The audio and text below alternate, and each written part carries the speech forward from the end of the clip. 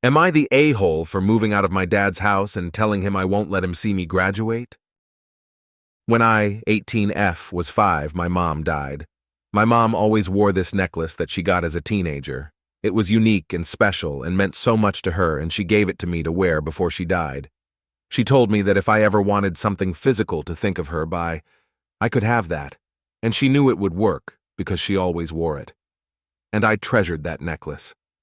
When I was 7, my dad got remarried, and he and his wife had a daughter, and within a few months my half-sister was born. I was 8. One day when she was 6, she asked me if she could wear the necklace, and I said no. She got upset.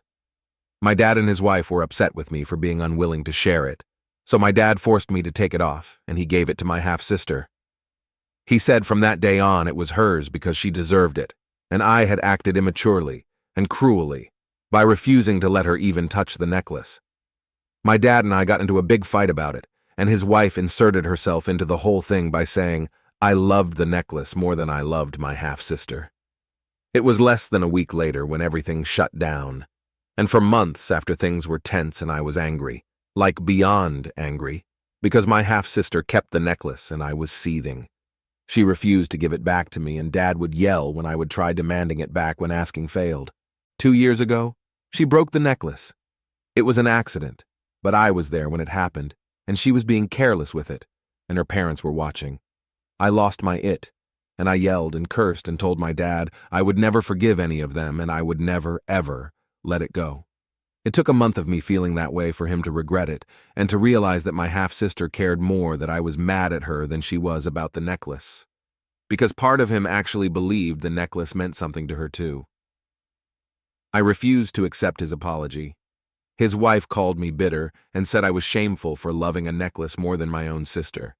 I told her I never loved my half-sister, and she and her husband could thank themselves for making things even worse. I turned 18 in November, and I moved in with my granddad. We had talked about it for ages before, but he picked me up, and I left. My dad was trying to stop me leaving, and both my half-siblings, I have a half-brother as well, were upset I was leaving and wanted me to stay. But I left, and I intend to never return. My dad has not let up, and when I blocked him after he refused to stop calling, he showed up outside my school last week and told me we needed to talk, and he wanted me to move back in, and graduation was this year, and he needed info. I told him he's not coming, so he doesn't need to know anything. He told me of course he was coming. They all are.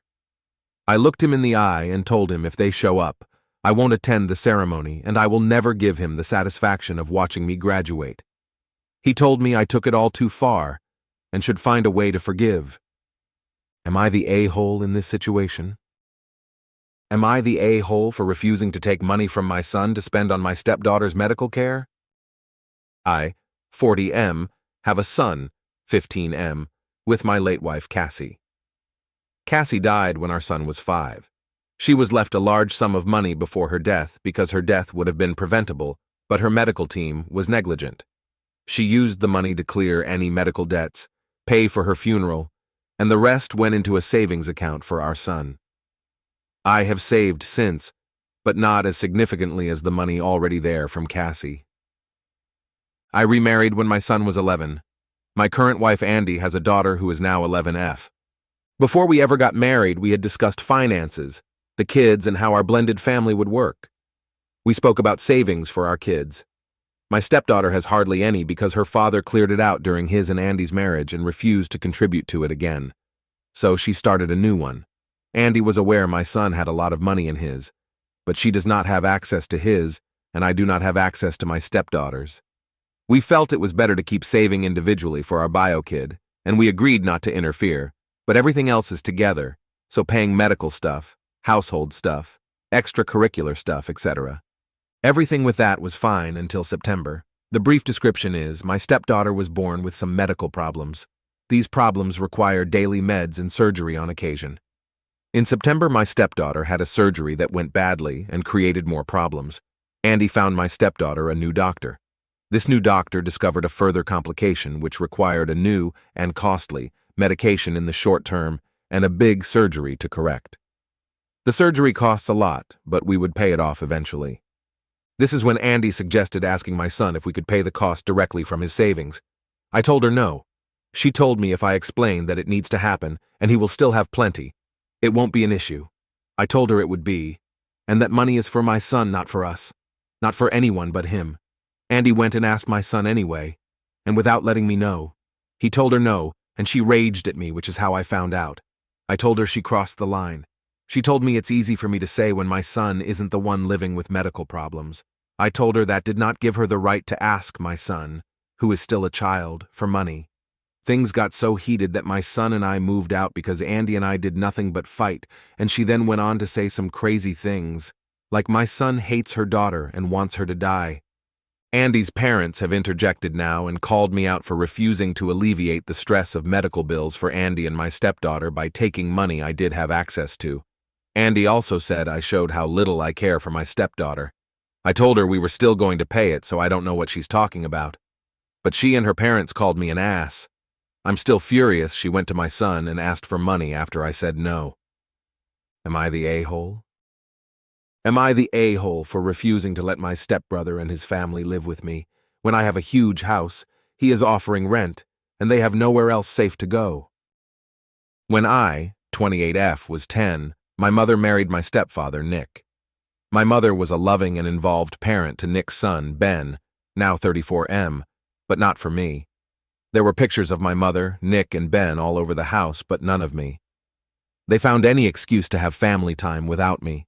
My mother told me once that it was hard for her to love me and look at me because I looked so much like my father. My father was an alcoholic and a serial cheater.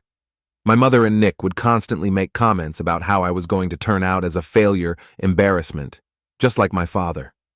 Ben was extremely cruel to me and my mother, and Nick only responded to his verbal, emotional abuse by telling me to respect Ben. My only familial support was my paternal grandparents. They supported me unconditionally. They helped with my college, and I moved in with them after graduation. My grandparents are now in heaven.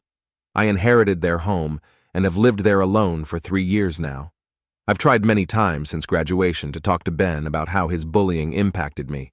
Ben takes no accountability for any of his cruelty toward me and only says how, even if it was that bad, we were just kids. Or, why are you still caught up on that? That was ages ago. I hadn't talked to Ben in almost 2 years before he reached out to me through social media. Ben explained that he and his family are being evicted from their previous home. I'm not sure about the reason why, but apparently it's bad enough that practically nowhere is willing to accept Ben and his family as tenants. The only place that's willing to accept them is in an extremely shady, dangerous area, and he feels it isn't safe for his daughter, Adeline, 6F. My mother and Nick aren't an option, so he hoped that he and his family would be able to stay with me. I admit it's a big house, 3 bedrooms and a large yard and garage. Ben said that Adeline could take 1 room, and he and his wife could live in the other, and he offered me a sizable rent. I told Ben no, and that I really don't feel comfortable living with him again because of what he put me through as a child. Ben made the same arguments about that was in the past, and that we probably wouldn't need to interact with one another because of our differing schedules. I told him no, and that was final. The people that I've explained this situation to are divided. The people supporting my decision say that Ben has never treated me like family, and he doesn't get to waltz into my life demanding familial support when he hasn't even apologized for his verbal, emotional abuse. But a lot of people are telling me to think about Adeline, because my decision will have the heaviest impact on her, and not on Ben. And I should know more than anyone that no child should be punished for their parents' bad choices. Now I'm conflicted about my decision. Am I the a-hole for refusing to let them move in? Thanks so much for watching. Make sure to drop a comment and like and subscribe. We will see you in the next video.